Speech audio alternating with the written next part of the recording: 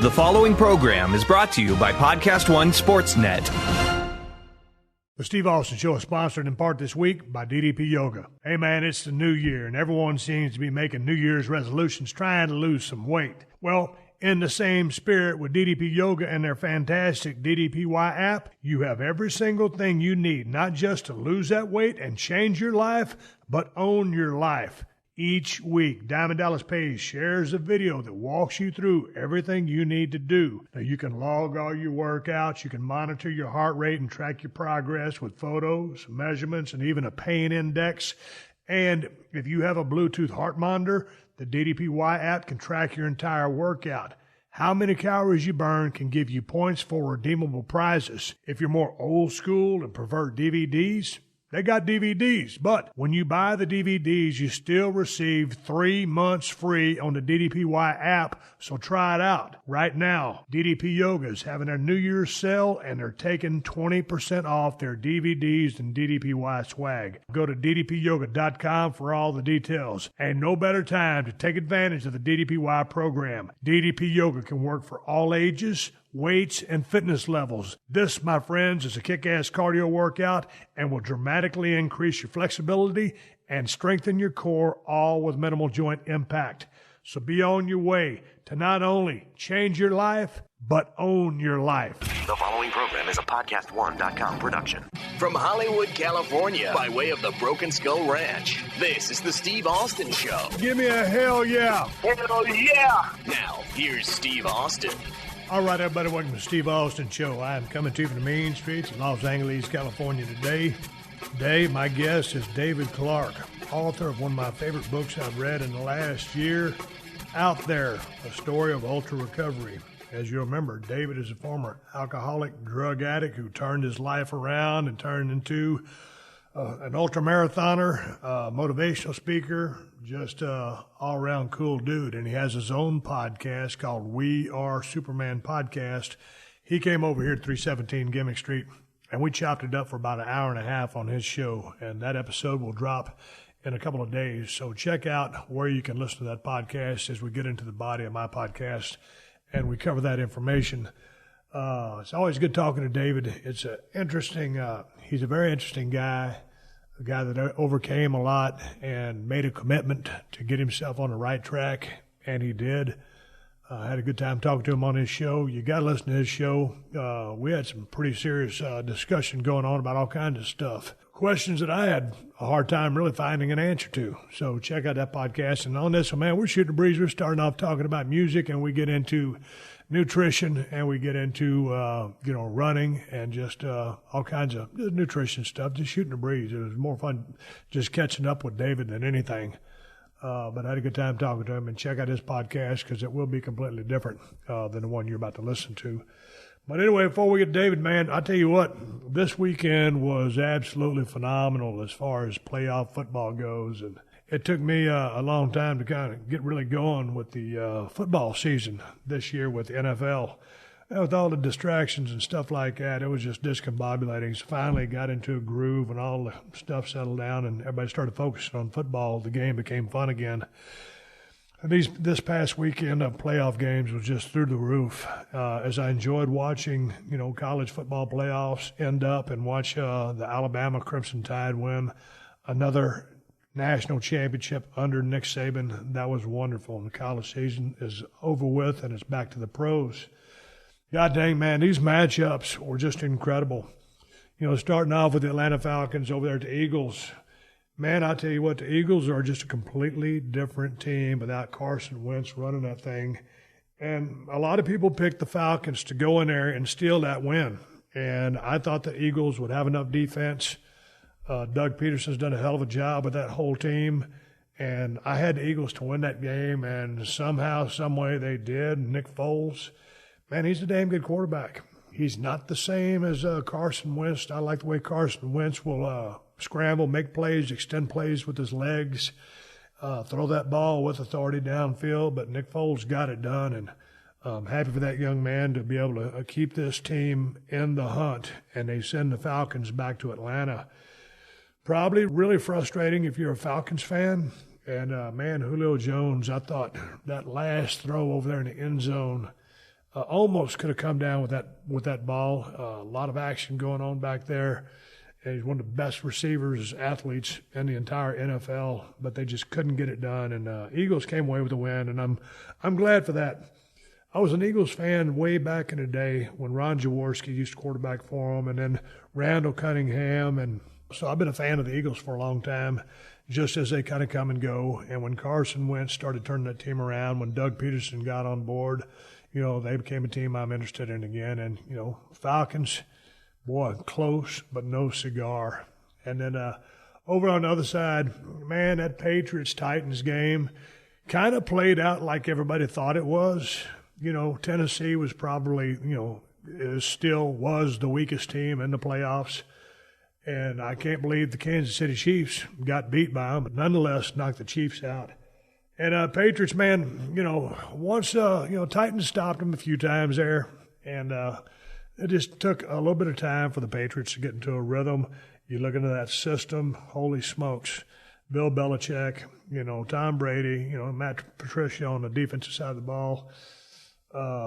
Who was that? Josh McDaniels calling their plays. Man, as soon as they got on a rhythm, it was just hit the gas pedal and no surprises there. Gronkowski with a couple of good plays. Always good to see the Gronk out there making plays. And I tell you what, the Jaguars versus the Steelers. Man, I was looking forward to seeing the Jaguars play this year because this whole entire season I've not seen them play. I've seen a couple of Steelers games. And the Steelers have been on fire, and they got a hell of a damn defense. Everybody thought this was going to be a low-scoring game. I did too, because the defenses are just that stout.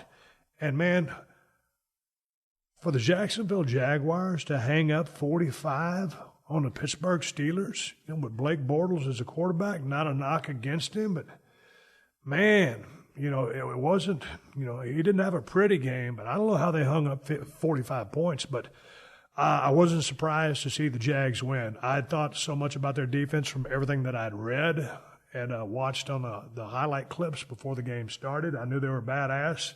Man, they got a badass defense, bottom line. And Steelers, boy, you got to be frustrated with that. Come in there and get beat, on your home turf. That was a tough pill to swallow. Now, you got the soap opera of will Ben Roethlisberger come back next year. He was talking about, not coming back this past year. So anyway, whatever happens to him happens. But Jaguars, man, I'm happy for those guys to get into, the championship game there before we get to the Super Bowl. We'll see who goes on from there. But I'll tell you what, man, as much as I enjoyed the Jags and Steelers, that Saints-Vikings game was off the charts. Holy smokes, man.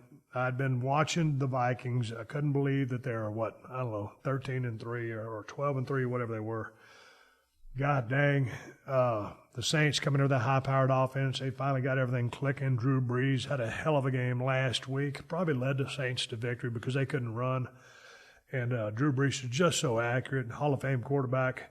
Could they go in there and get the job done? And the Vikings' home turf up there in Minnie in that cold weather. And I've been hearing about that defense from Mike Zimmer. And Mike Zimmer's well-traveled, been paying a lot of dues. And when did he start that job? 2 years ago, last year.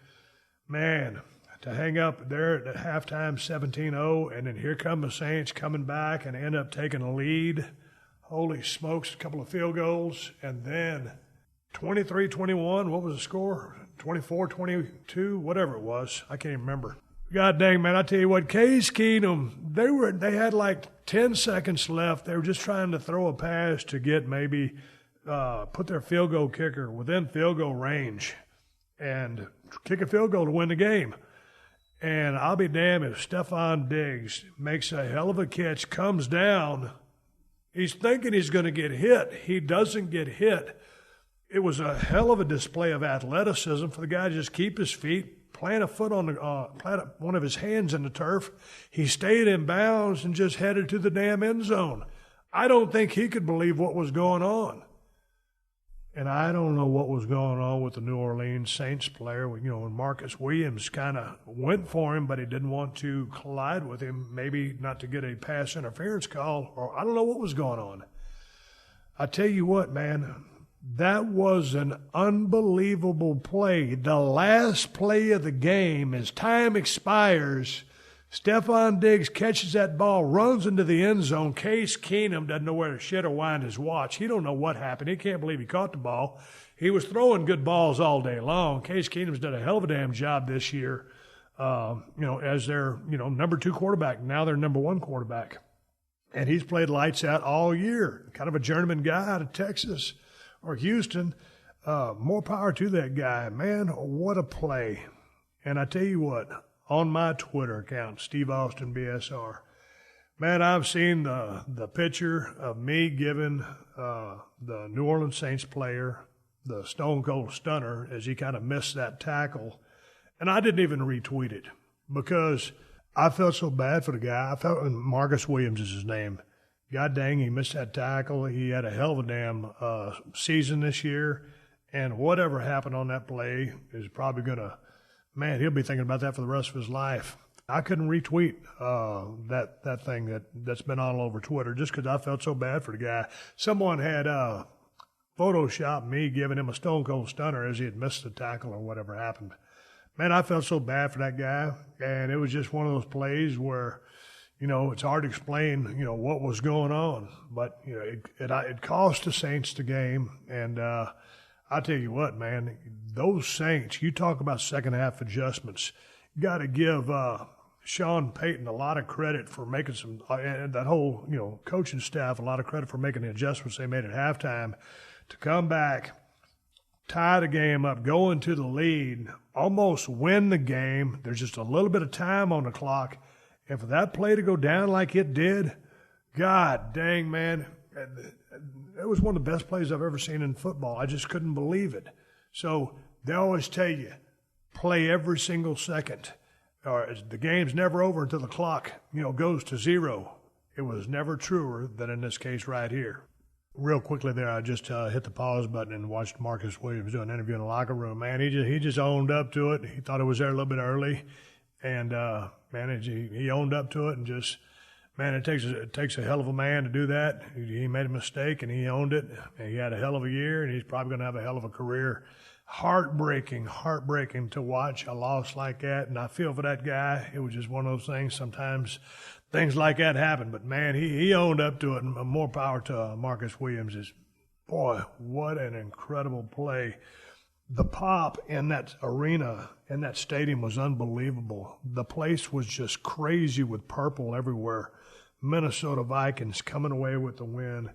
Anyway, God dang, it was just an awesome week for playoff football. Now we're looking at the Jaguars versus the Patriots. Man, this is going to be an interesting game because Jaguars got that hellacious defense. I think the Patriots' defense is underrated. I think the Jaguars are going to have a hard time scoring on the Patriots. Bortles has got to play better than he does, or that Patriots defense, I think, is so smart, they're just going to eat that guy up. Again, I don't know how they got 45 on the Pittsburgh Steelers, but nonetheless, I love the Jaguars' chances in this, but they're going to have to put some points on the board.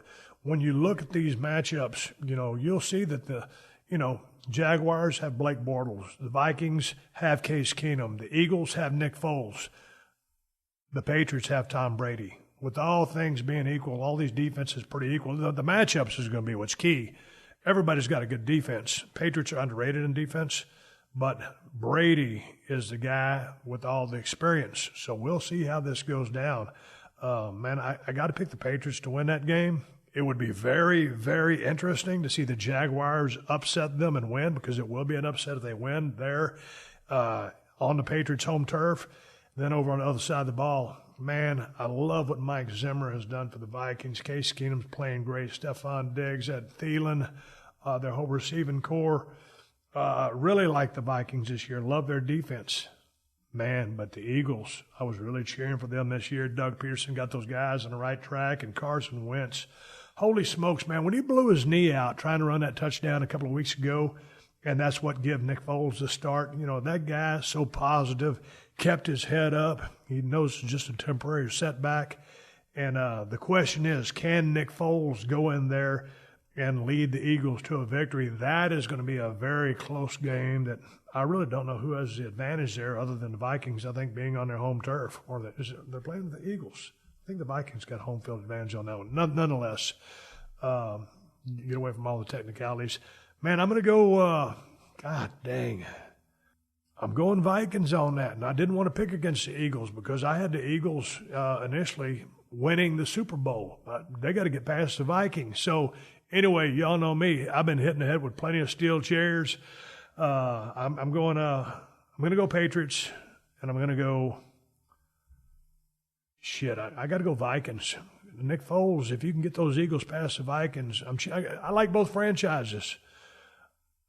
I'm going to go Vikings in that side, though. So it'll be Vikings versus Patriots in the Super Bowl is my prediction, and then we'll go from there. Anyway, hey, man, I got to get on with the podcast. Enough of me rambling about professional football. I'm not a technical sports guy. I'm not an X and O guy, but I love football, and that was my takeaway from it for what it's worth, and it probably ain't much, but this podcast is for free, so piss on it. All right, David Clark is my guest, but before we get to David, let me tell you about SeatGeek. You see, buying tickets to sporting events and concerts, well, quite frankly, it can be complicated, confusing, and frustrating. You ain't trying to do algebra on a roller coaster. Buying tickets should be simple. Well, do your damn algebra in a library like a normal person and get hip to SeatGeek. SeatGeek is the smartest, easiest way to get tickets to every type of live event. Whether you're planning a night out or checking out a last-minute event, it don't matter. SeatGeek is designed to make your ticket buying experience easier than ever, saving you time and money by comparing prices and finding amazing deals. And to get you the most bang for your buck, SeatGeek grades every ticket based on value to help you immediately identify the best seats that fit your budget. Plus, every purchase is fully guaranteed so you can shop for tickets on SeatGeek with confidence. So say hell yeah and make SeatGeek your go-to app for finding the best deals on every type of ticket, from sports and concerts to comedy and theater. Best of all, listeners of the Steve Austin Show get $20 off their first SeatGeek purchase. Just download the SeatGeek app and enter promo code Austin. That's promo code Austin for $20 off your first SeatGeek purchase now. Hey, this is Jim Litke, host of AP Sports Weekly, where we harness the shoe leather, insight, and experience of some of the smartest reporters in the business to bring you the news. I've been an AP Sports columnist since 1989 and covered every major championship around the globe multiple times and crossed paths with some of the greatest athletes of our time. And now I'm excited to bring you a weekly recap of the most interesting happenings in sports. So make sure to download new episodes of AP Sports Weekly every Tuesday on PodcastOneSports.com, the new Podcast One app, and Apple Podcasts. This is the Steve Austin Show. Man, I'm sitting here with David Clark, author of one of my favorite books out there, A Story of Ultra Recovery. We just got finished doing your podcast. So before we start my podcast, tell everybody where we can listen or where they can listen to you talking to me on your podcast, We Are Superman. Awesome. It's on iTunes. It's the We Are Superman podcast. It's also on SoundCloud. Go to soundcloud.com/wearesuperman. And one other way you could do it, you could just go to my website, wearesuperman.com, and there's a podcast tab on there. Hey, check it out, because David asked me a bunch of serious-ass questions. No, it's good. I loved it. You're deep. He asked me, what was that question you asked me about being happy? What is happiness? I had a hard time describing to him what is happiness. I mean, I'm a happy person, but when you just ask someone, kind of hard to describe. So you'll have to listen to his podcast to hear me waffle my way through this. And I'm shooting. I wasn't waffling. No. But I really can't, like I say, you just got to grind. You got to be a fighter. You're going to have highs and lows. But by nature, I'm a happy person. Yeah, no. And I'm happy to see you. I'm happy to be here, man. This is awesome. Hey, check it out. Because you were coming back. Which one is my bedroom? Do I get like a permanent residence here at Gimmick Street? I got a bed right there, right in the back for you. Hey, dude, I'm like Tom Bodett in a Motel 6. I'll leave a light on for you. Awesome. I'm going to have you some plant-based grub in the refrigerator because I want to talk to you about that too. Okay. But before we get started, this is just a conversation with you and me shooting a breeze, and we're going to bring up some of the things we talked about on your podcast, but just touch upon them.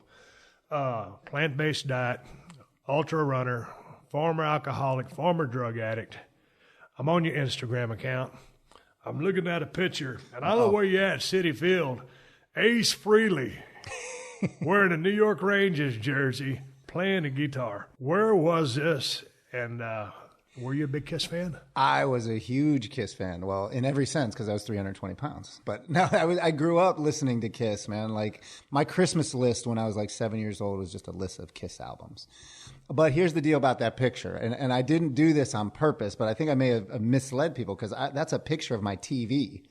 That's like, I wasn't there at the stadium. I was just happy that I saw Kiss or Ace Frehley in a Rangers jersey. Yeah. I'm a huge New York Rangers fan. Yeah. That's the Winter Classic game. That was the outdoor game. And I just took the picture, but man, I wasn't there. I'm not nearly that cool. Man. I'm not nearly that That's cool. That's a badass story because here's the thing, because we have a lot of things in common when it comes to music. On your podcast, we were talking about my little gym right there in my one-car garage. You know, I'm in there cranking Five Finger Death Punch, War's Edge. That's my album right now. Is this the family show or is this the other one? I mean, it's family show, but okay, I mean, I'll wind it yeah, down. just maybe no F-bombs. Okay. But I mean, man, you just that's my album right now. Just play it over and over again. It just gets me in the zone.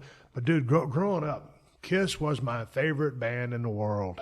And now all these years later, I would come to Los Angeles, and I've been here about 13, 14 years, and probably after about a year, 2 or 3, I met my good friend who I was living with, Diamond Dallas Page, had a friend that used to be a photographer for Kiss. And, man, I was trying to come up with had an offer presented to me. I needed someone brighter than me to run it by. And the guy said, "Hey, man, you're a big Kiss fan, right?" And I said, "Oh, man, huge." He goes, "You want to go to Gene Simmons' house? We can talk to him." Man. I said, "Yeah, man, that'd be cool." So we loaded up. Man, we go over to wherever Gene lives. Probably Beverly Hills. I think he's on 10 or 13 acres. Yeah, Big-ass, 10,000 square foot, beautiful house, which, it's been paid for over and over and over again. Oh, yeah. We walked in his office, and there's Gene. Anyway, it was just great to meet the guy. That's awesome. And my point of the conversation is, the thing about it is, Gene, whatever anybody thinks about him, I just love the band Kiss.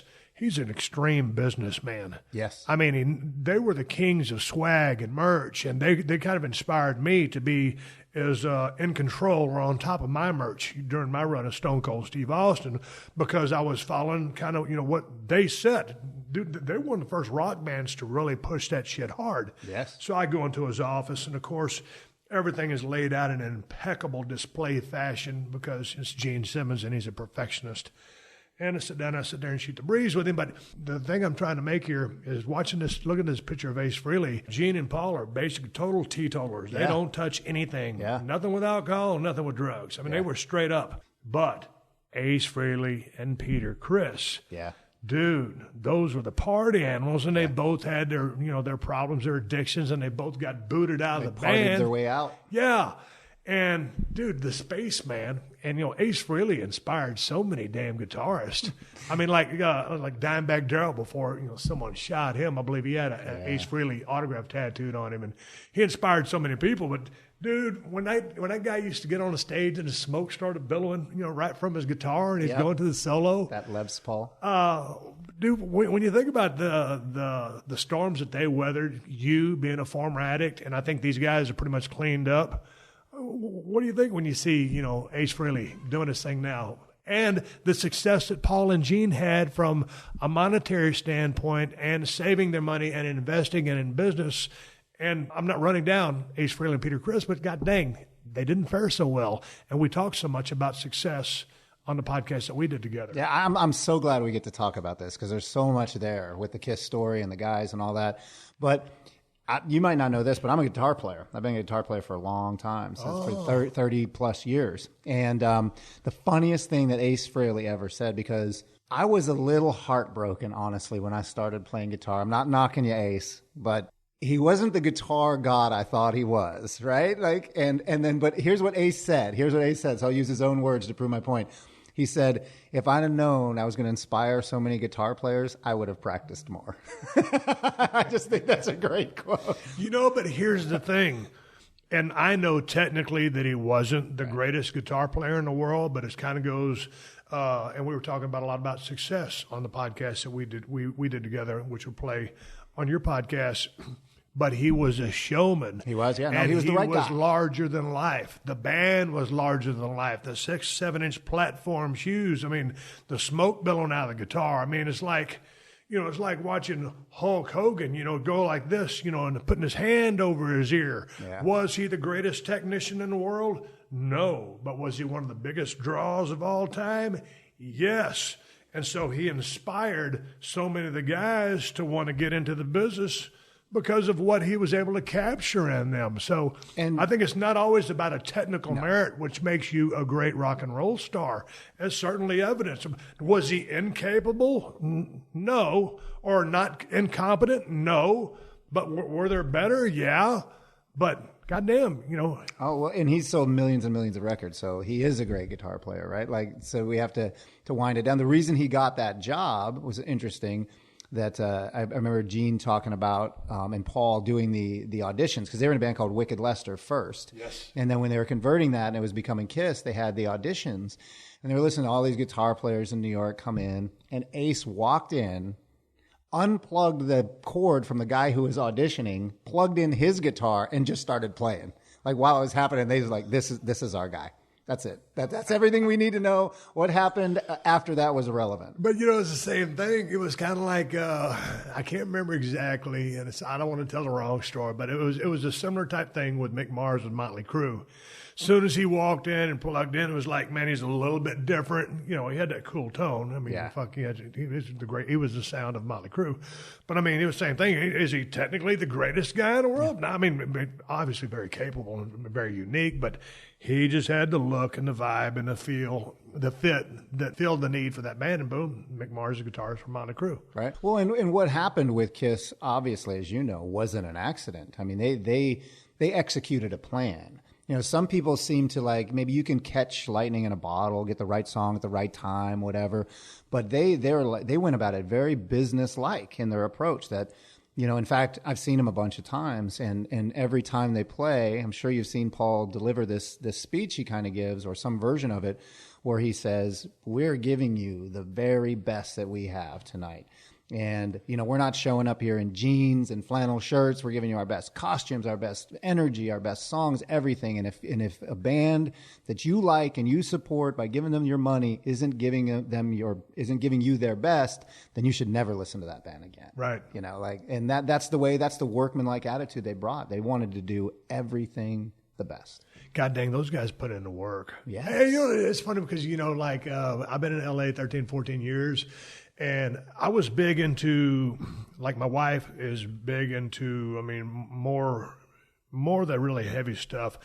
I was a big Rush fan, but she was a huge Rush fan. Okay. She was a big Tool fan, Prong, Metallica, Megadeth, Sepultura, stuff like that. And it's stuff that I enjoyed, but my first stuff was the stuff, Kiss, but stuff with a little bit of a groove and a hook. Yeah. And so, Kiss...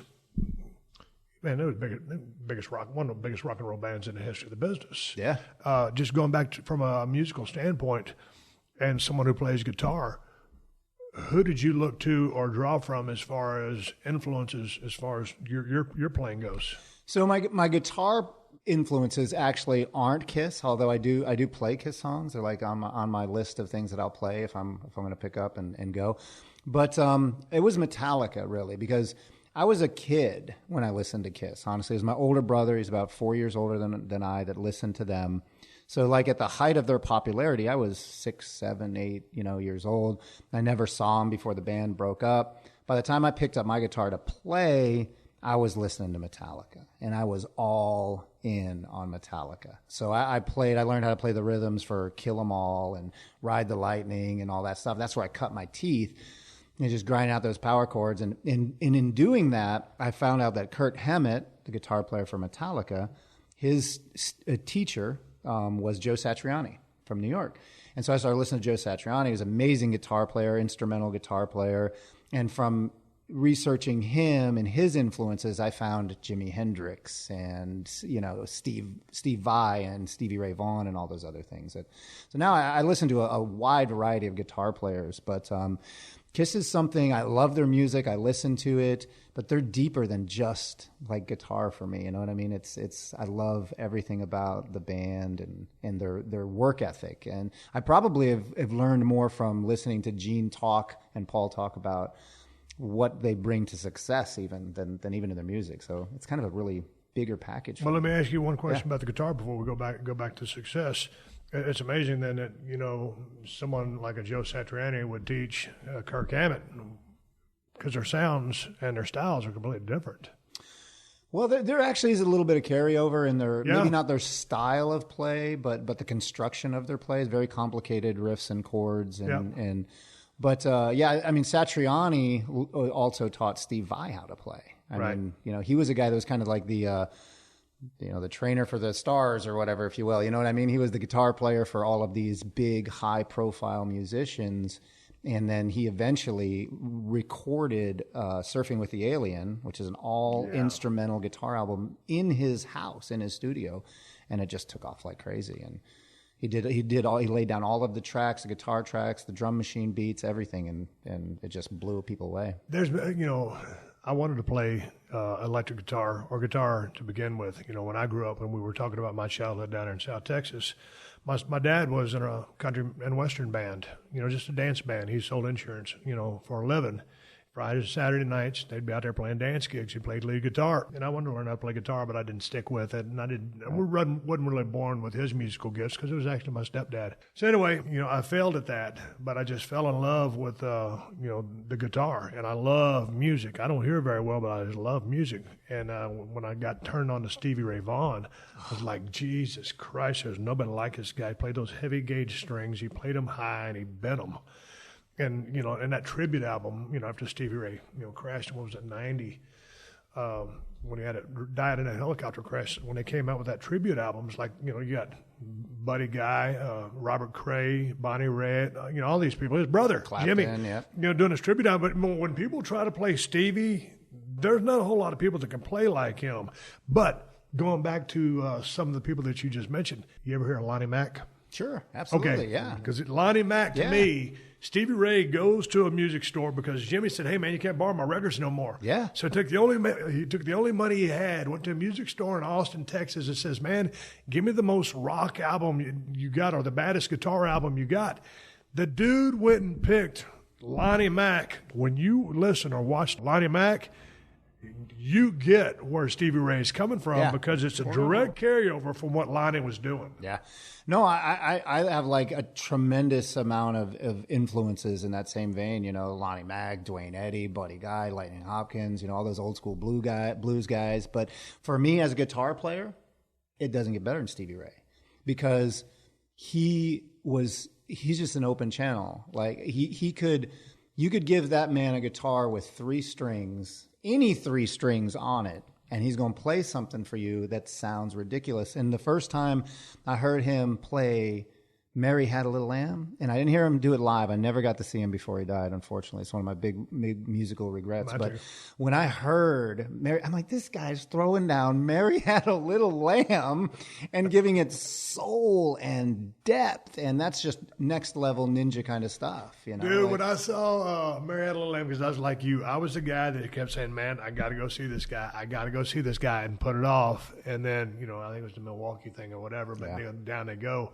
And everybody said that night it was like Stevie's night because he was just on fire. Yep. And Clapton was the guy that kind of coined that open channel. Yes. He's one to kind of describe that about Stevie. Stevie's a huge influence on me still. Let's talk about the success. Sure. Do you know the quote that Clapton said about that was part of that open channel thing? No, go ahead. So Stevie opened, they were doing a concert together and Stevie was there and Stevie played, and then Clapton was supposed to come on afterwards. And it was amazing to hear Eric Clapton say that he felt like he had nothing to offer the audience after listening to Stevie Ray play. And he's Eric Clapton. Right. I mean, if that's not the ultimate compliment you can get, right? But yeah. Man, I just read this about Eric Clapton the other day. I think he's starting to get some arthritis in his hands and he's starting to go deaf. Oh, wow. Yeah, I hadn't heard that. So he's out. I guess it might be the last hurrah for him.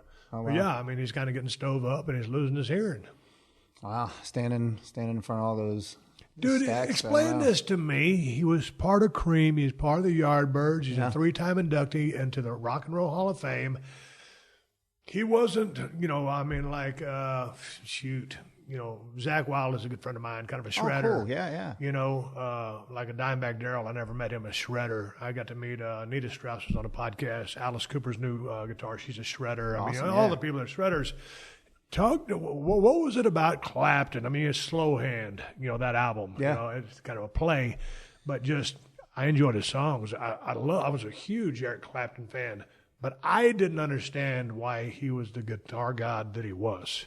It takes a certain amount it isn't just my take on it, but it takes a certain amount of genius to play something simple that sounds good, and it's not that he doesn't have the capacity to be a shredder. I'm sure he does. I'm sure. No, and I'm not saying shredding defines. No. I know. Yeah, but he could play something that in design and construction is relatively basic, but he could play it in a way that you couldn't duplicate. And there's genius in that. It's that intangible quality. And Stevie had that to a different degree, right? His was much more, I thought he was raw more physical and unfiltered. Yeah. It was that raw sound. He's grimacing and the being Stevie. Where Clapton was eloquent and beautiful and concise. So in ultra running, when we talk about running downhill, there's this kind of saying that's like the key to running downhill well is if you can take 3 steps, take 2. And I think Clapton brought a little bit of that to music. It's like, well, if 3 notes will work in this song, I'm going to see if 2 will work, and there'll be more in those 2 notes. Right. Yeah, I mean that's my take on it. But I mean, and then he's so prolific. You know what I mean? I mean, I've always been impressed by guys like Clapton and Billy Joel and Elton John, even, who can just write music from a seemingly endless well, and they can it never runs dry. They just come back and keep producing, great songs. And a little bit off topic, but then with what happened to him and his son in New York and that Tears in Heaven thing, I mean, that was just a raw piece of, one of the most, I think, emotional pieces of music I've ever heard. And man, and I was just reading a story the other day, and it's funny that we're talking about Clapton because I read also that article about him losing his hearing, but that song, which went on to the success that it did from the tragedy that it came from, Jesus, his son falling off the 53rd story of a high-rise in New York City, to the song Layla, which was about George Harrison's wife. Right. Those are the opposite ends of the spectrum. To ride down the road and listen to cocaine. Right. Yeah. I never knew that that guy was as heavy into drugs as he was. Yeah, he was one of those kind of guys that on the outside looked like he had it pretty together, but I mean, dude, he was. I want to read his book. His book is out now, but he was obviously, dude, heavily effed up. Yeah. Well, Did you know that? No, no. Because we always talk about, like a lot of things can appear normal on the outside. Well, and almost by definition, I mean, alcoholics have become geniuses at lying to themselves. So certainly that's going to extend. If I can trick me, I can certainly trick you. That's the gift of the addict brain, I guess, And strangely, that's funny to say, but I mean, that skill kind of actually has translated into ultramarathon running in particular. I always say there's ultra runners, addicts make great ultra runners because we know the voices in our head can't be trusted. And so just like I know how to not buy my own shit anymore. Right. Or I don't trust you. You know what I mean? Like, leave me alone. Man, it's funny because when we were talking on your podcast, we're like, hey, man, there's a bunch of ultra marathoners that used to be addicts. But then they traded addiction for an addiction. And I'm like, hey, man, I know a bunch of guys in the business of pro wrestling that were addicts. Right. but they didn't trade in anything to be an addict. They were just, had a bad run with pills and painkillers and stuff like that. It's everywhere, man. I mean, it really is. I would have never believed, like when I wrote my book out there, I expected or I hoped that it would touch other people struggling with addiction. And that's why I wrote it the way that I did, from the inside out. But I never imagined there'd be so many people that had never battled with addiction themselves, but have had their lives tremendously impacted by other people with addiction. And there's almost no one listening who hasn't had addiction touch them in some way. And I don't think I really understood that. But also the people that were addicts who were just not over the edge hardcore, but it was a definite part of their curriculum every single day. That by definition. Yeah, I mean, I mean, you know, I've tend to have done the things that I've done in my life to an extreme.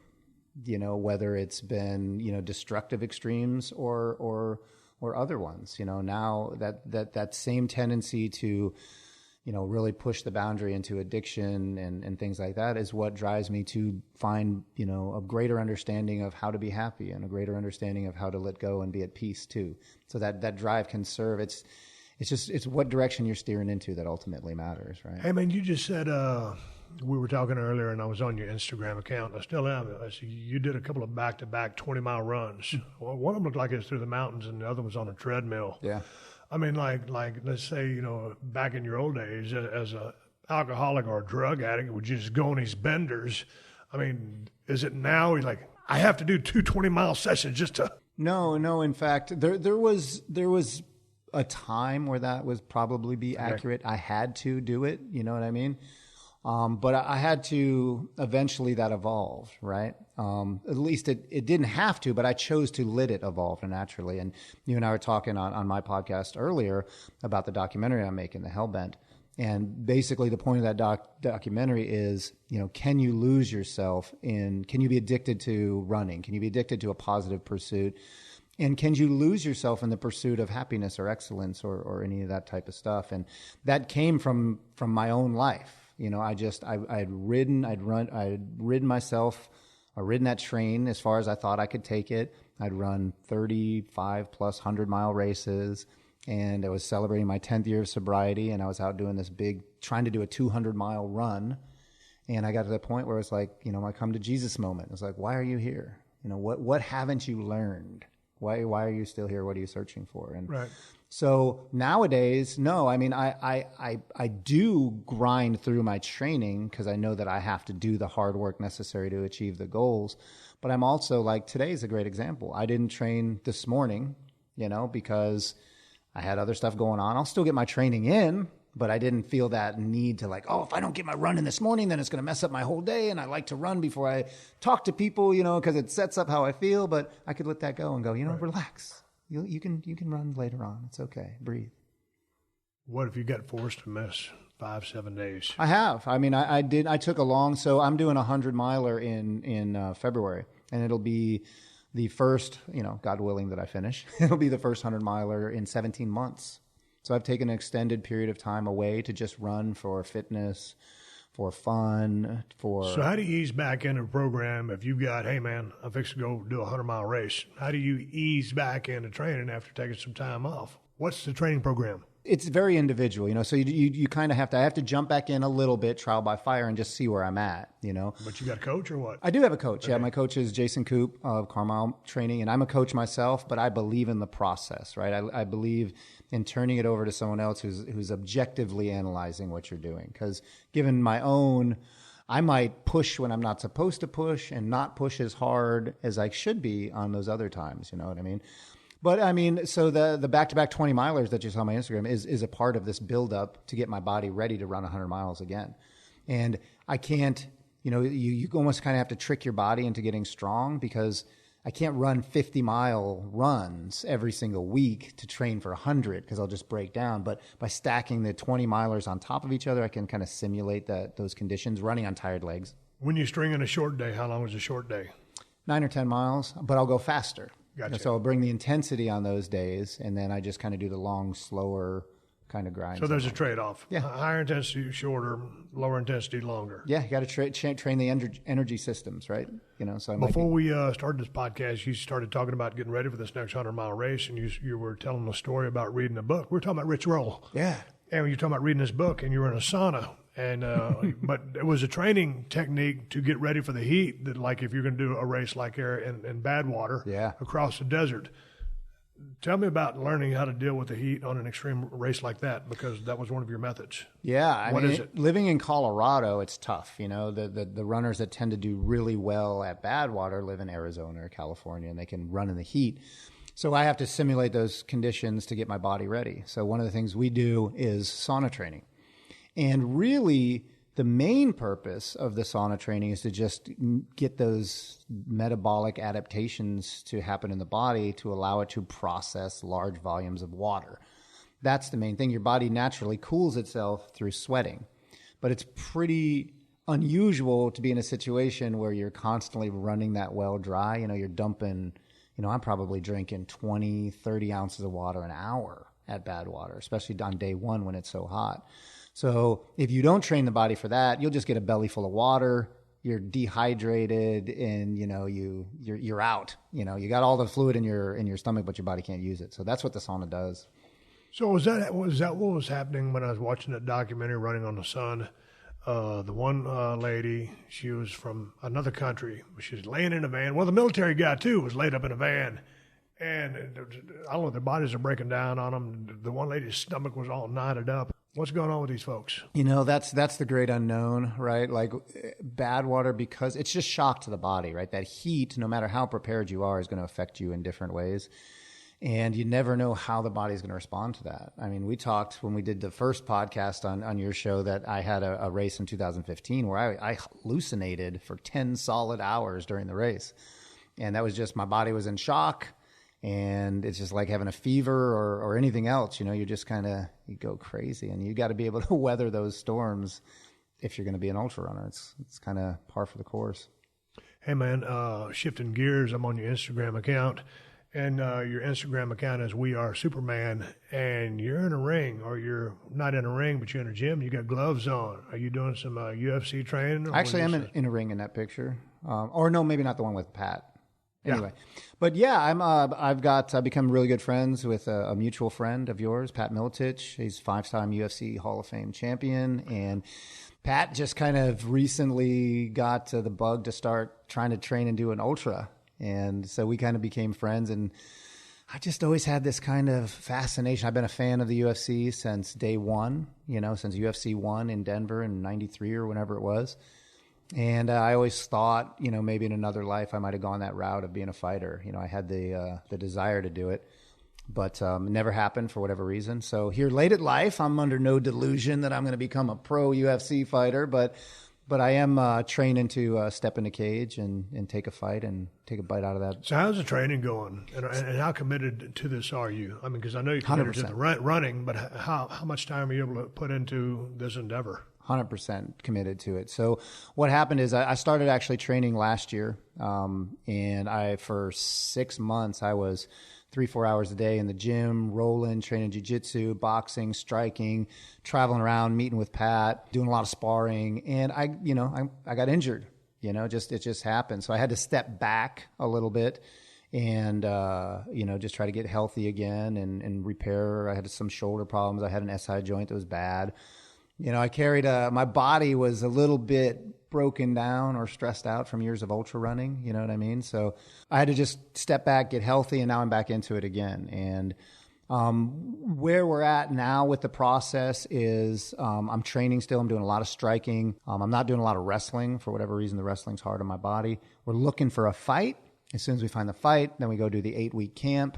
And then we roll into it with what we got. How are you processing the information that Pat gives you? Because before Conor McGregor fought Floyd Mayweather in that boxing match a couple of months ago, Pat was on screen, and he was breaking down the keys to the fight, the psychology of the fight, and what each guy needed to do. Yeah. And it was like watching someone. Pat can break down fight strategy and the techniques and what needs to happen in such ABC fashion. Yeah. Anybody can understand it. It's amazing how he breaks it down, because I'm a fan. I'm a huge fan, but I don't get the technicality of it.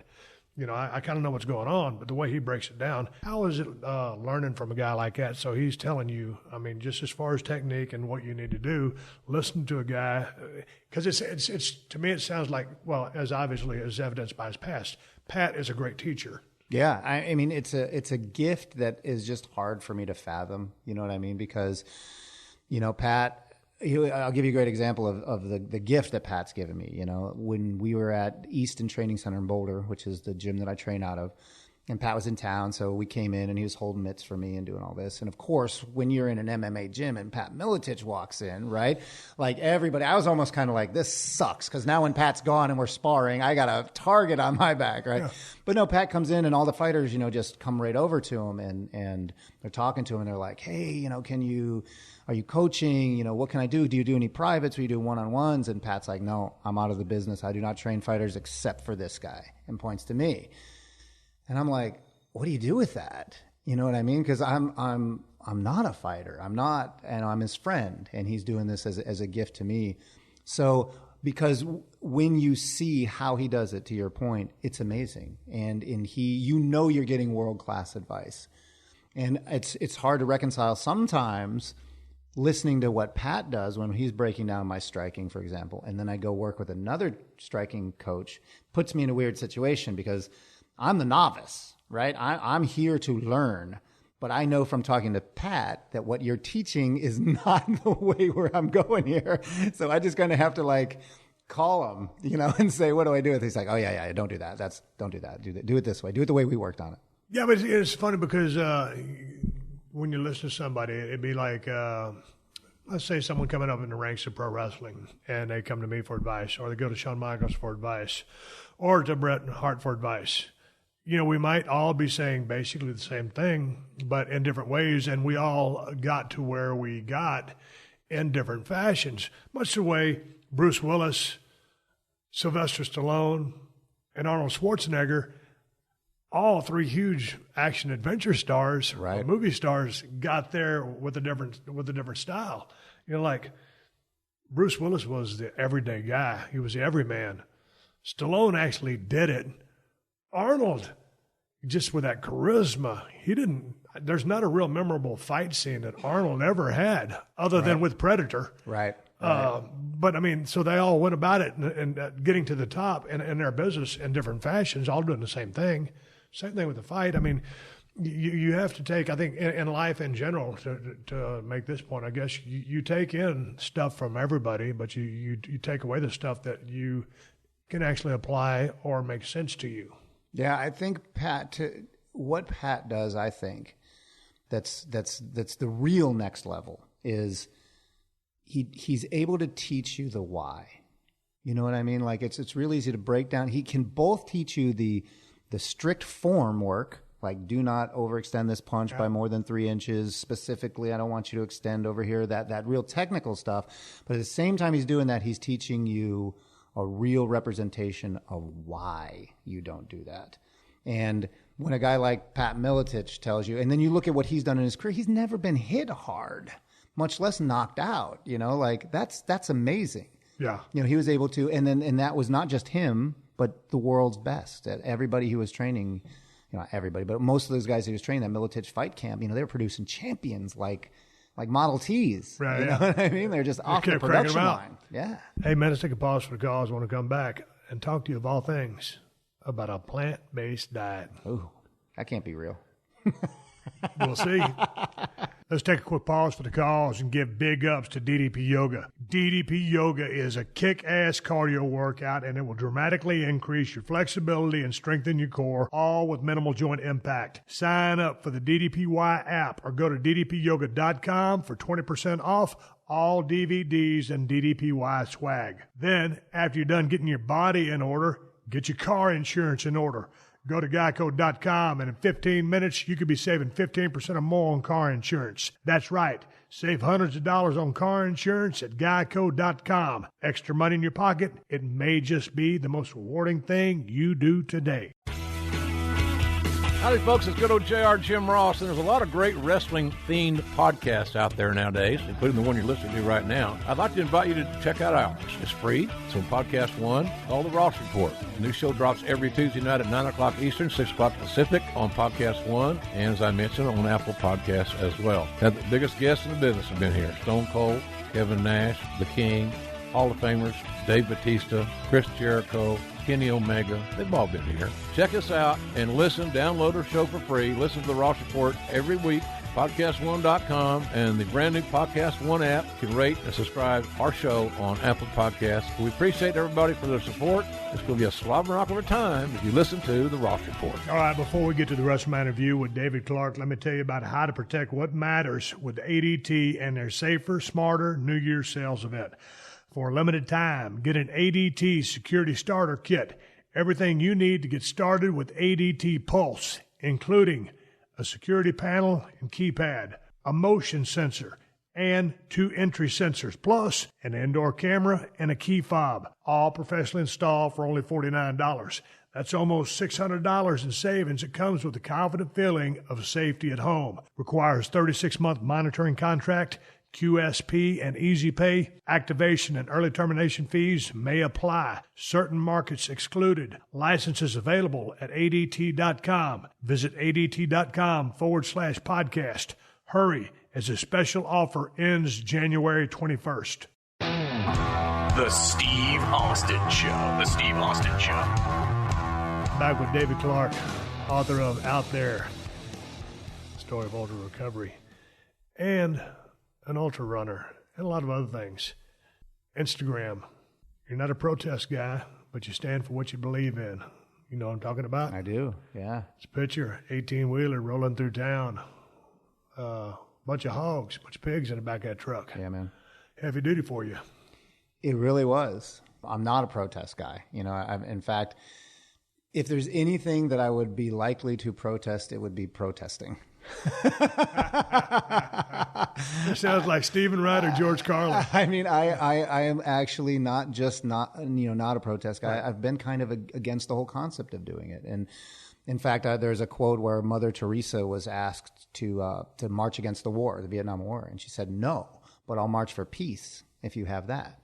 And that's been kind of my outlook in life. It's like, I'll tell you what I'm for. I'll tell you what I'm passionate about. I'll tell you what makes me, come to life. And if that works for you, then we'll do it together, But in the meantime, do your own thing. So, but the plant-based thing has been an interesting journey and still is, because I did it just for sports, man. I just want to be a better athlete.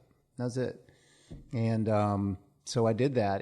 But it's been evolving over the years. It's become something deeper than that. I still don't cast any judgment on anyone who's eating meat or doing anything like that.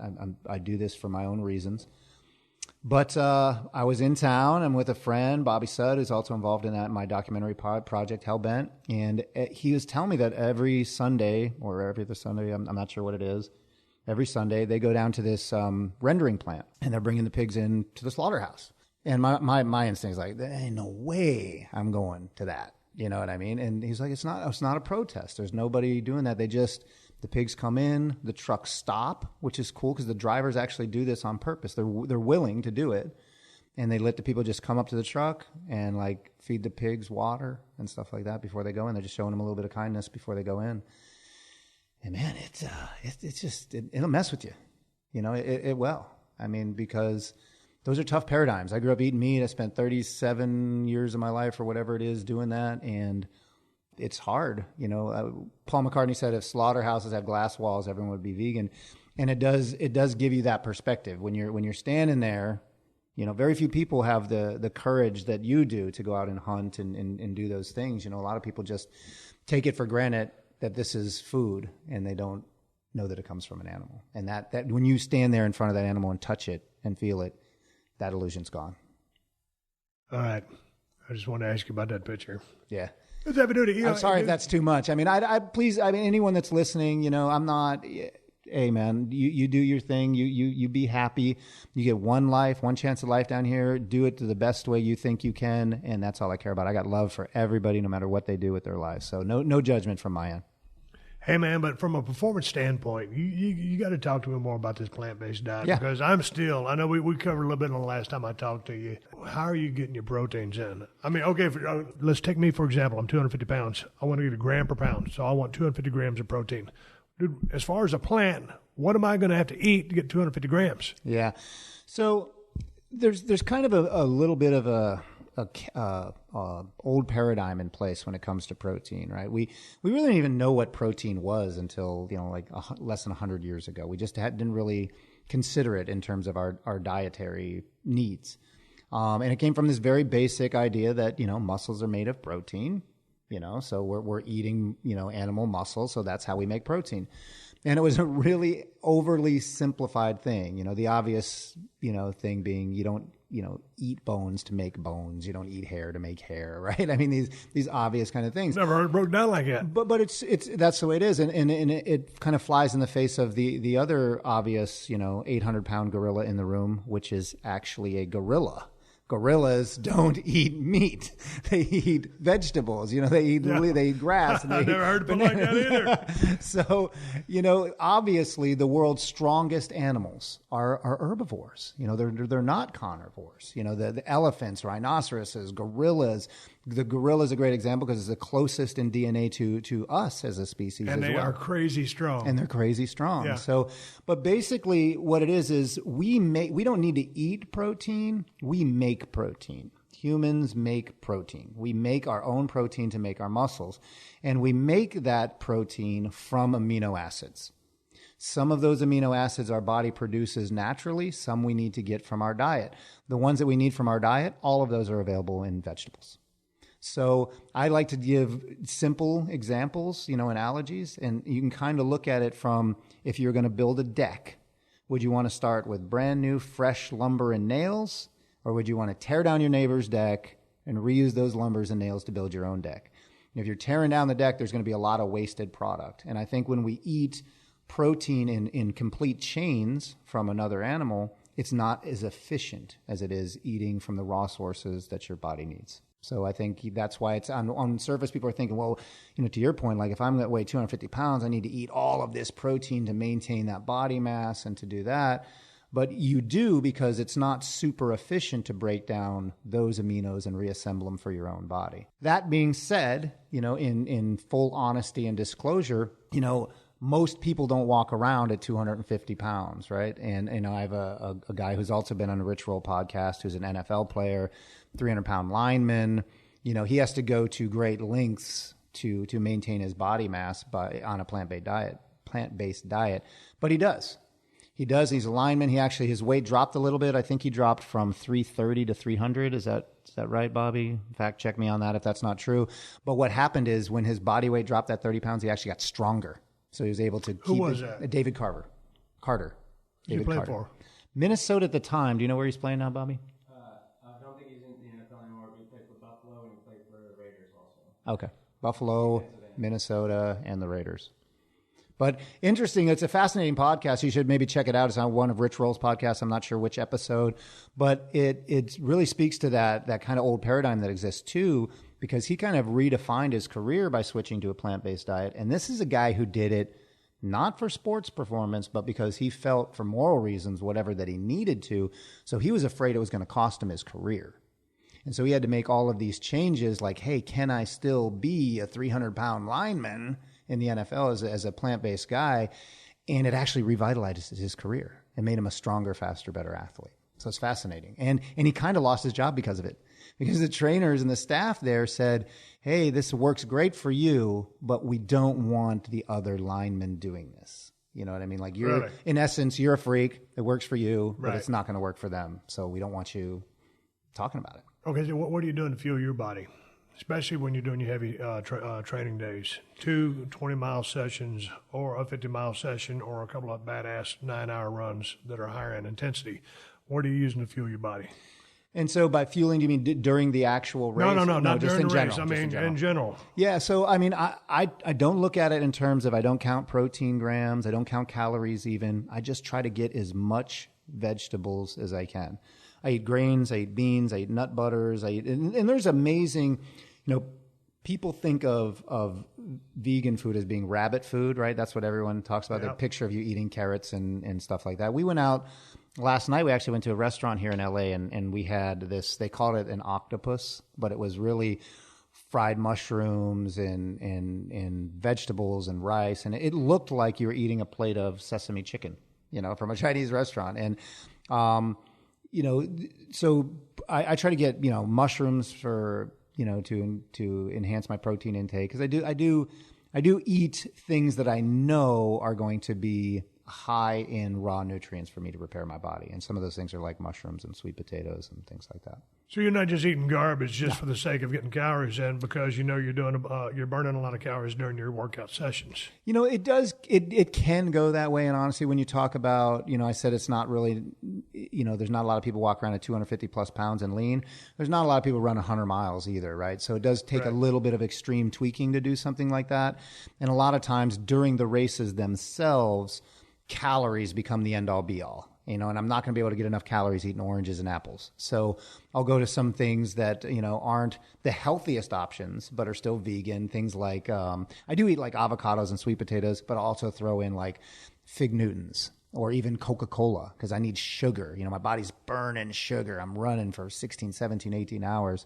So you do kind of pull the restraints off a little bit. At least I do. There are some plant-based runners out there who actually try to get it all on fruits and stuff like that. I've never been able to make that work. Yeah, but that's during the context of a race or the duration of a race. Yeah. But just as a regular human being, you're not going down to 7-Eleven guzzling Cokes. No, absolutely not. But here's a question I want to ask you. You. We were talking about Rich Roll earlier, who was a good friend of yours. Yep. Was a world-class swimmer. Yep. Went to Stanford. Very bright guy. Has his podcast, a Rich Roll podcast. Does great interviews. And he kind of turned into an alcoholic for a little bit. Yep. Made a comeback. And, dude, he looks like a Greek god. But I would define him as an ectomorph with obviously great genetics and athletic ability.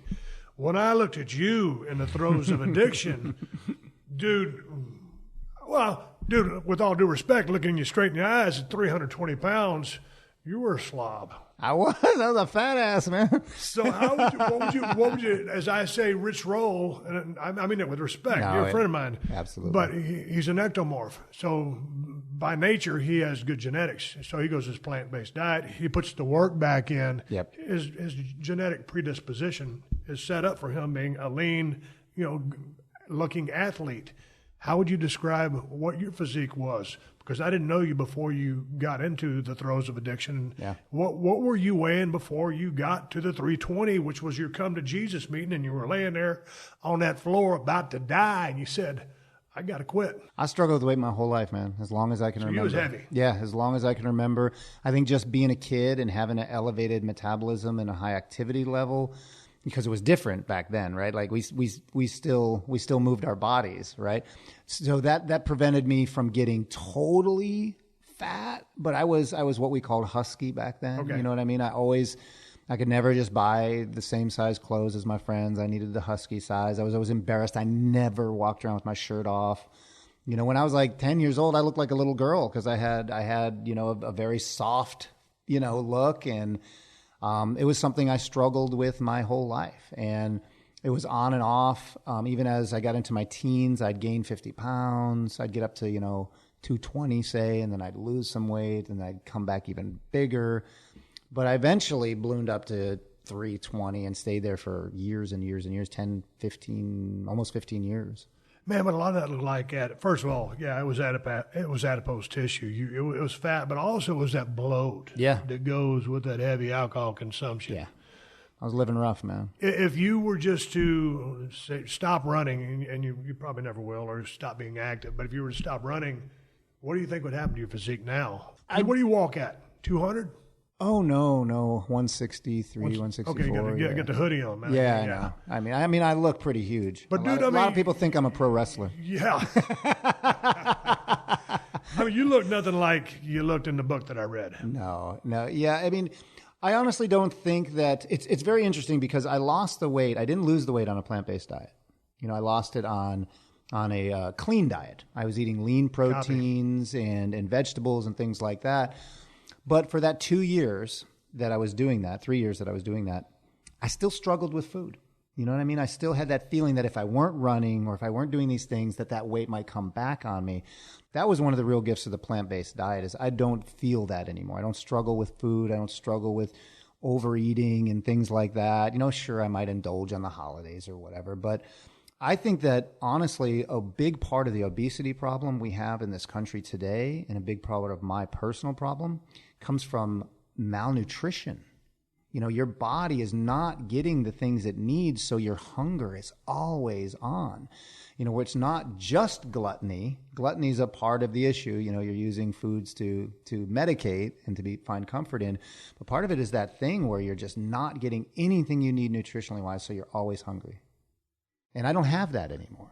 So to answer your question, my instinct is no. I mean, I'll always be active now because that's a part of who I am. Right. But if I couldn't run, I would still hike trails or go to the gym and lift or, whatever it is I could do, swim, ride a bike. I'm not going to be able to run forever. How many miles do you think you've run? I average over 4,000 miles a year. It's been 12 plus years, so probably 50,000 miles or so, something like that I've run in my... So just say those are the ones you ran, not counting the ones you walked, but as active as you were a husky kid. Then you got on the drugs and all the alcohol. You ballooned up to 320. Now you're $160. Do you think that you can alter genetics, Yes, or because I mean you're never going to be husky again? I wouldn't think. Yeah, I don't think you can you can alter them. You can mitigate them, but I can't. Yeah, I'm not going to say you're going to change, but right. I can't turn into Dorian Yates, probably. You know what I mean? But yeah, I can definitely change who I am. And that makes sense to me when you think about. We're constantly regenerating our cells. And every 7 years, we're an entirely new creature. Every cell in our body has been replaced. So I think if you make these changes and then you stay in those changes for a long period of time as your cells are, constantly dying off and being regenerated, that I am a new person. Now, as an addict, I have to pay homage to the fact that I could choose to be that old Dave. All I got to do is stop by McDonald's after I leave here, right? Start adding quarter pounders, then hit the liquor store, and it wouldn't be very long before you'd see that bloated, lost addict. But I would have to make that choice to become that, and I'm not going to do that. But I do believe that I'm different. I see the world differently. I see food differently. I behave differently. Therefore, I'm different. How hard is it for you to go to a restaurant and eat? I know here in Los Angeles it's easy. I would imagine where you live in Colorado it's easily. With respect to the rest of the United States, sometimes not so fast. Yeah, absolutely. No, and I travel a lot, so I experience that. It's part of my routine to hit a Whole Foods or a grocery store of some sort when I land and bring food back to my hotel. Just because I know I can get what I want that way. But it's not hard. It's really not. If I go to the menu, or the restaurant rather, I look at the menu and I start from the obvious starting point of what can I have? And out of the things that I can have, what do I want? And I think we kind of all do that. We all have eliminated foods for some reason. I don't eat meat, or I don't eat chicken, or I don't eat fried, or whatever it is. We all kind of have those things. No, my wife is a vegetarian, so sometimes when we go out, it's a little bit of a struggle. And here in L.A., there's a lot of places that cater to that type of eating. So if you're going to go to Whole Foods and you're getting some stuff for the weekend because you're in a different city, what's in the grocery bag? I probably get some spinach wraps of some sort, or maybe some Ezekiel wraps that are like sprouted grain wraps. And I'm talking about tortillas, You know what I mean? Now I get some avocados, some kale, some tomatoes. On the road, I find it really easy to make like veggie wraps. They're just easy to make in a hotel room, That's it, man. Lots of fruits. If I'm looking for grains or something like that, usually you can grab those quinoa bags. You can just drop them in the microwave, kind of open the top a little bit, 90 seconds in the microwave. You can do that. But that's it. I try to think of greens, grains, and beans, at its most basic thing. Dude, when I think about the quinoa, because it's pretty high in protein. Yeah. Pretty high in carbs. To me... Dude, I'm just going to sit down and eat the whole bag of quinoa. Damn right. Are you just eating a portion, or you're going to burn it off? No, yeah, I don't worry about the portion control. And honestly, so you are not a calorie counter. I am not a calorie counter, and that's to me one of the greatest gifts of a plant-based diet. And as I say that, I'm going to back it up a little bit because some things are vegan but not healthy. So just it being vegan isn't the end-all be-all, right? But if I'm eating a real food, right? What I consider real food, a whole food, something I can't make in my kitchen, right? Then I'm going to eat it. You know what I mean? If I'm hungry, I'm going to eat. Most animals just eat when they're hungry, right? They don't have to portion control. It's when we're eating these foods that are highly processed that really mess with our blood sugar and our body's chemistry that becomes an issue because it's playing with our natural hunger and blood sugar levels and stuff like that. Like a 100 calorie Oreo or pudding snack pack will wreak havoc on your body. It's not the 100 calories that's doing you in. It's all that other stuff. So when I'm eating clean whole foods, I don't worry about it. I just eat if I'm hungry. Dude, that's one of the things. Just and getting back to where I need to be, as far as we were talking about, keys to success, happiness, or addictions, or is being addicted to something unhealthy for you. The keys to success. You can hear it in the podcast that we drop on We Are Superman. I guess you could say, dude, I'm addicted to weighing my food. Are you? Yeah. Like right now, as far as trying to be where I need to be, I know exactly how many grams of protein, exactly how many carbs, exactly how many grams of fat I'm getting each and every meal for my total. Yeah. And so I guess there's nothing wrong with that, right? Like there's peace and comfort in routine, right? Like being able to, some people might look at that as like, I have a lot of clients, for example, who say, I don't want to weigh my food and stuff like that because that becomes a prison. But you can equally turn that around and go, no, this frees my mind by not having to worry about what I'm eating because I weigh it out and then getting it in my body.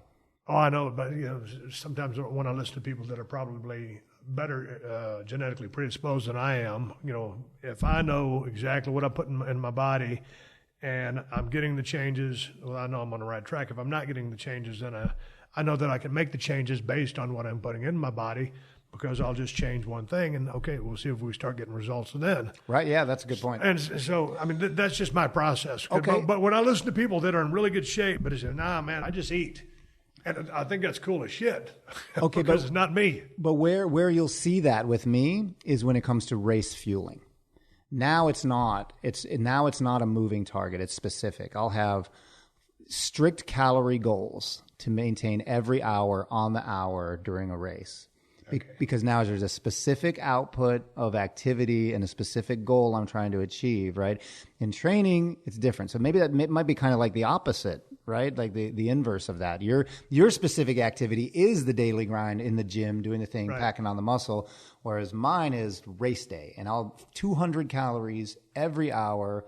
Like I mentioned, 20 ounces of fluid per hour at Badwater, a salt tab every 45 minutes, those kinds of things. Because basically, through your experience, I mean, dude, your body is just like a fuel gauge. You know exactly what you need because you've been there, trial and error, when you're going to crash, and when you crash, dude, I mean, there's no coming back. Yeah, once you crash, man, it sucks. I mean, you in a 100-miler, you can come back because you just have a lot of time. Right. But man, it sucks. It sucks. It's so much better to just ride. Not have you're going to have the lows, you're going to have the highs, but making sure those lows don't get too low is the keys to success in running. Hey, running all the stuff that you run and as healthy as you seem to be, sitting across the table from me and being in phenomenal shape to complete the races you've done from a physical level and a mental level. Just from a resting heartbeat perspective, I normally just kick around at about 58, which is pretty decent. You get a low heart rate? 39. 39. Yeah.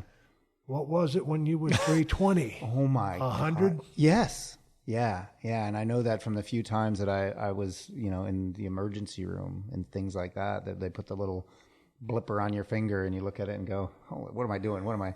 Jumping rope in the attic, I can run like 7 miles per hour at 120 beats per minute now. What was your blood pressure back in the day? You know what? I wish I could remember. It was, I can't remember the numbers, but I know it frightened my doctor to the point they didn't want me to leave the office without getting on blood pressure medicine right then. But I can't remember the actual numbers for whatever Are you reason. Still on blood pressure medication? Oh, I never went on it. So you just said no? No, I went to the bar. I did, man. I'm not even joking. I while I was in my doctor's office and I was getting my physical, I can't remember if I had to do it for something, a job or insurance, whatever it was. Actually, I do remember what it was. I had lost a friend to cancer earlier that year, and we all went and got checkups and stuff like that. Anyway, and I was sitting on that table while he was telling me we're gonna write you a prescription. You need to be on. You're gonna have a stroke, Dave. That's what he said. Like, this isn't like you might. You're going to. It's a matter of when this happens. And I was like, okay, let me think about it and this and that. And my buddy was waiting for me at the Louisville Inn in Louisville, Colorado. So I left the doctor's office, went right over there, and I'm pretty sure we laughed and joked about it. But my thinking was just that I don't want to go on blood pressure medicine because once you go on that stuff, you're on it forever. Right.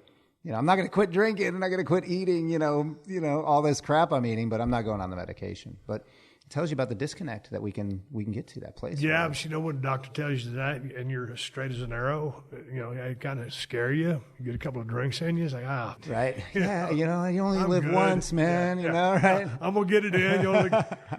What is your blood pressure now? It was, normal, perfect, whatever. I just had my USA boxing physical, but I don't really pay attention to it. But that speaks to what body weight can do to blood pressure. Yeah. And it's interestingly. Low pulse, is that because of just all the cardio training? Yeah. Well, your heart's a muscle, and it just becomes efficient at pumping blood, so it doesn't need to beat as much. It just can move a lot of blood, boom, instead of boom, boom, boom, boom. We talked about the next big race on the podcast, just on my podcast. And just talk briefly about the race you've got coming up. Hell, it's hard to find. It's hard to the get Barkley? into. Yeah. So the Barkley Marathons it's man, God, I don't even know how to describe it. This race is it's had 15 finishers in 30 years. Some people don't even really consider it a race because it's designed to fail. I mean, it's the guy who set up the race. His name he's a very, very interesting character, a very colorful personality. His name is, he goes by the name Lazarus Lake. It's not his real name, but he set it up because he wanted to figure out what would be just on the outside of possibility for a human to do, like the best human to do. Like he even says when you get in this race, you get a condolences letter. You don't get a congratulations, you get a condolence. They're like, we're sorry to inform you that you've been selected to run in the Barkley Marathon. And he even says in it, it can be done, but not by you. Drop out now, save yourself the embarrassment, save yourself the humiliation. But it's a 5-looped race. It's in the Tennessee mountains. It's not marked, so you get like a map and a compass, and you have to search through the woods, finding these books that are hidden out there. It's like got 60,000 feet of vertical gain, and it's over 100 miles long, and it's a total mind job. People leave that place never the same, Well, okay, people leave that never being the same. What kind of people show up from what walks of life? I mean, like insurance men, professional people. I mean, like. Military, special ops, certainly ultra runners, through hikers, people that have, hiked the Appalachian Trail. Now you're starting to see former addicts. It's such a small field. I'm sure this is one of those races, man, that like Badwater to a lesser extent, Barkley does not appeal to most people, even people that do 100-mile runs. Okay. They're just like, there's something different about the person that wants to go do it. Because I'll tell you why. I can't speak for anyone else, but I'll tell you why I want to do it. Because I know that I'm going to confront the part of me that wants to quit. And that's where all of the growth in my life has come from, is confronting that guy. There was a time in my life where I couldn't get myself to do anything, follow through on anything. And through my sobriety, I learned how to build that trust with myself again, and eventually even get to the point where I can put myself in tough situations and rely on myself to come through. Not 100% of the time, that's impossible, but most of the time. So I just want to go out there and scrape it all away and see what's in there, man, because I'm going to confront, that part of me that wants to quit really, really bad. And I want to see what happens. When they say ready, set, go, do they release you all at the same time, or is it a timed release at intervals? So there's no website to apply for the race. It's all underground. Took me a couple years to even figure out how to apply for the race. Once you get in, they tell you the weekend that the race is going to be on. They tell you where it's going to be, and you show up and you camp. And then Laz comes out at some point, you don't know when, blows a conch shell, and that means the race starts in 1 hour. So it could be 2 o'clock in the morning, raining. You got to get ready. Get up, get your gear on, get ready to go. And then he lights a cigarette at 1 hour past the conch shell blast, and everyone goes. Why the cigarette? I don't know. Why anything? So it's $1.47 to do the race. That's how much he charges. And you have to bring a license plate from your home state. He blows the conch shell. You got an hour to get ready. What's your list to get ready? Yeah, put your gear on, but as far as nutrition or whatever, what are you going to do? Hey, man, let me cram down some peanut butter or chocolate. Well, what's the story? No, I mean, you're going to have your gear already laid out. You know what I mean? It's a matter of crawling out of the sleeping bag and strapping on your packs and putting on your shoes and doing it, you know. Everyone has their own nutritional strategy. This race makes that very difficult because there are no aid stations. There are no pacers. You have to carry. These loops are going to take you, if you're lucky, 10 hours to 13. And if you get lost, you might be out there 24, 36 hours. And you have to carry all that food and water. If I asked you what was in your pack, would you be giving away a trade secret No. that you don't want to share? So what's in the pack? No. So for me, because of the nature of this particular race and having to carry a lot of calories, I'm going to go with the calorically dense things that I normally use, but I'm going to make them the kind of the mainstay, like peanut butter, almond butter, avocados, things like that, along with, you know, some more starchy carbohydrates, sweet potatoes. I'm probably going to use a lot of gels, and I'm probably going to use a lot of things like I'll probably have a bottle of Coca-Cola with me for when that blood sugar drops and you need something to just spike you back up. And then some things that, you know, like dark chocolate peanut butter cups. You know, sometimes you don't want to eat. You know what I mean? When you're doing these things, it's a chore to eat anything. So anything that might potentially sound good, you know, you'll bring a couple of those. Dude, I can't imagine during a 10 or 12 hour leg of a run, and I just say, hey, man, it's time to pull over and eat a peanut butter cup. Right.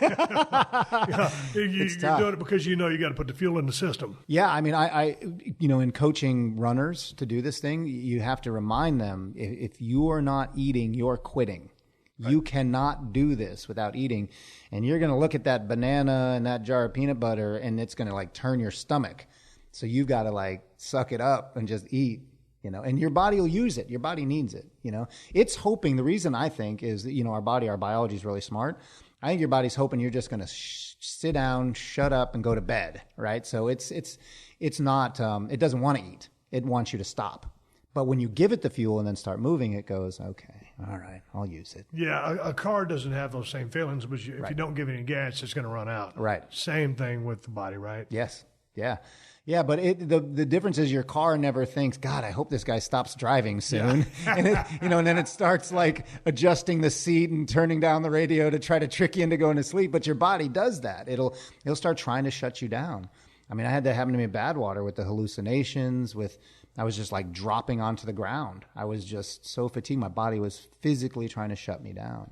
And you stand up and fight against that enough times, eventually, you know, you kind of give up the ghost and you get that second win. What's the biggest thing that you don't want to happen? Is dehydration or running out of fuel? I mean, because I'm thinking you got to stay hydrated. But Jesus, how much water can you carry? That's probably not the problem. It's the fuel. No, honestly, you're right. Dehydration is the bigger danger there because it takes a long time to come back from dehydration. You can, if you bonk, you're going to feel like shit, but you can drink a Coca-Cola and eat a banana and you're going to feel good shortly. You know, maybe an hour for some people, 20 minutes for someone else, but eventually you're going to feel good once your body starts getting those sugars and things. But dehydration is a different ballgame. I mean, that can end you. That can end you. But believe it or not, the number one thing that causes people to drop in terms of physical stuff, blisters. Really? Blisters. Yeah, that's what you get your feet torn up. You haven't taken care of your feet. That'll end your day. Yeah. Are you allowed to listen to music when you're running? Yeah. Are you listening to music? Because we were talking about my training program. I was talking about 5-Finger Death Punch. Man, I got that shit cranked up. Yeah. You know, War's the Answer, Bad Company, all that stuff. Yeah. What's going through your head? Are you listening to music? Are you thinking positive things, butterflies, rainbows? Yeah. No. Where are you? Yeah, very good question. When I'm in a race, like a 100-mile foot race, you know, Leadville, Barkley, something like that, no music. I want to be there. I want to be present and in my body. I want to know what's going on in my body. I want to shut my brain off. I want to shut my mind off. And you develop that skill in training. That's part of the training. You develop that, like the back-to-back 20-mile treadmillers. The reason I do it on the treadmill, because nobody wants to do them on the treadmill. I'm somewhat unique in that way. Everyone loves to go run the trails. No one wants the treadmill. I'm specifically doing mental training. I'm calming the voices in my head. I'm saying, I'm developing those places you can go to in your mind when the voices start coming. It's like, no, I'm good. I'm okay. This is me. This is why I'm here. I'm for this, and then you eventually quiet those voices down and make them go away. So I'm finding all of those places that I found in training. I'm finding them out there. Now, when I'm in training, I'm listening to the 5-finger death punch, the ghost inside, because I'm running a hill sprint at 10% incline and 9 miles per hour, and I need to just eat as much of that pain as I can. You know what I mean? Right. So you use the music, the motivation, the adrenaline, whatever, to get through those. Well, we end up, you're making a documentary called Hell Bent. Yeah. And what is this covering? It's about the pursuit of excellence. It's about losing yourself in the pursuit of excellence. What happens when trying to achieve greatness derails you? Can you get addicted to the good thing? How far along are you on this? We're pretty good. We have a couple more interviews we want to get, but for the most part, all we need is the ending. And rumor has it, we're not sure if that ending of that documentary is because we're going to have the conversation, right? That's all we want to do, have the conversation. And the ending was initially going to be my fight. When's the fight? We got to find an opponent. Do you have CM's number in your phone right there? Can you call him right now? Tell him there's a guy. He's an awesome guy, 46 years old. And his name's David Clark. Perfect opponent. Yeah, I think so. But you know what? I understand that he wants to be a professional UFC fighter, so I get why he wouldn't necessarily want to fight me. But I think it'd be pretty cool. He's a straight edge guy, right? He stands up there in the lights for the kids. Sober lifestyle. Maybe we could box. Maybe we could go Mayweather McGregor and just step into the boxing ring and fight. Man, I don't know. Right now, he's a hard guy to track down. Yeah. I keep wondering, if he's going to pop up in a professional wrestling ring again. I hope that he would, but who knows? Is he a cool guy? Absolutely. I saw the Evolution of Punk, that documentary did, and I was amazed. I called Pat immediately and said, man, I relate to everything, this guy, because he's so honest in it. He talks about the fear, and I could see him, coming from being, that big wrestling background and learning, how to throw a correct punch and learning how to slip a jab and being the total novice. And I could relate so much to that. No, man, we're really good friends, but we rarely talk just because he lives in Chicago, wherever he lives. And I pretty much don't call too many people. So we're really good friends. And on the rare occasion every 10 years that we see each other, It's like we never missed each other. But I just don't cross paths with him. But he is super dude, great at what he did. I respect him for trying to pursue the world of MMA because it's funny. Takes crazy balls. When guys come, there's a guy named Mark Merrill who was a Golden Gloves boxer several times from New York. He got into the wrestling business. And, man, we used to work. And, dude, when you're working with a guy that's like a shoot boxer, a guy that's a real boxer, how everything is just so short and technical. Yeah. Dude, that's great when you're a boxer, but when it comes time to the showbiz part of it, I don't have any skills whatsoever. I'm throwing a big right hand from way back here because that guy over in row 100 is going to see that. Right. And I got no left hand. Right. So, but in a ring, I'm going to put on a damn show. Right. It was hard. And I give Mark a lot of respect and a lot of credit. He did really well, but it's always tough fighting a technical guy or working with a technical guy in a pro wrestling ring because everything they do doesn't look good for pro wrestling. Right. Looks perfect, picture perfect, and effective for boxing or MMA. But all of a sudden, you're out there, and all of a sudden, that guy's rat-a-tatting on you because they don't really know how to pull their punches as well as we do. It's like, first of all, the guy's stiff. He's knocking the shit out of me, and it doesn't look good. Right. That's a bad and I got to sell it. And he's hitting me so fast, I can't sell everything at once. Right. So there's so much going on. So for a guy who comes from what we did to go into that world, it's a whole different ballgame. Yeah. So I give him a lot of respect. I give Shamrock a lot of credit. People don't know that, Shamrock was training for pro wrestling before he got into MMA. Oh, I didn't know that. And then went back to pro wrestling. Oh, yeah. Yeah. Oh, wow. So he was one of the guys who, at the time, as you know, because you were watching UFC from back in the day, he was legitimately the most dangerous man in the world for a period of time. And Ken's a bad dude to this day. Absolutely. He was so graceful and so gracious and humble when he got into the business. It was a pleasure to do business with that guy because here's a guy who can go out there, say, you know what? F this guy. I'm better than he is. I'm going to win this fight. Right. Because if he wanted to, he would. Right. You know, I don't know that there's anybody in the business that would give Ken a run for his money, in a shoot fight in a pro wrestling ring. Guy was a nice guy. Yeah.